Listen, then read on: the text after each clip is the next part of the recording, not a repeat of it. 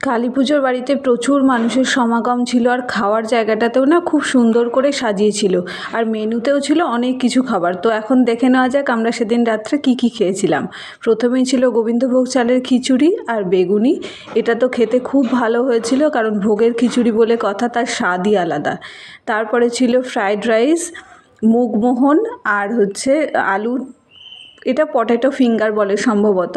তো যাই হোক, সেটাও খেতে খুবই ভালো হয়েছিল। তারপর ফ্রাইড রাইসের সাথে ছিল কাশ্মীরি আলুর দম, তারপর ছিল চিলি পনির। সত্যি কথা বলতে চিলি পনিরটা আমার অতটা ভালো লাগেনি, তবুও খেয়েছিলাম, কোনো কিছুই নষ্ট করিনি। শেষ পাতে ছিল চাটনি, পাঁপড়, আর আমের চাটনি খেতে আমি বরাবর ভীষণ ভালোবাসি, তো চাটনিটাও তো একদম পুরোপুরি খেয়ে নিয়েছিলাম।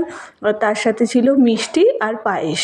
পায়েসটাও খেতে পছন্দ করি, কিন্তু খুব অল্পই খেয়েছিলাম সেদিন। আসলে বৃষ্টি হলেও গরম তো কমছে না। তো আজকের মেনুটা কেমন লাগলো অবশ্যই কমেন্টে জানিও। দেখা হচ্ছে পরের ভিডিও।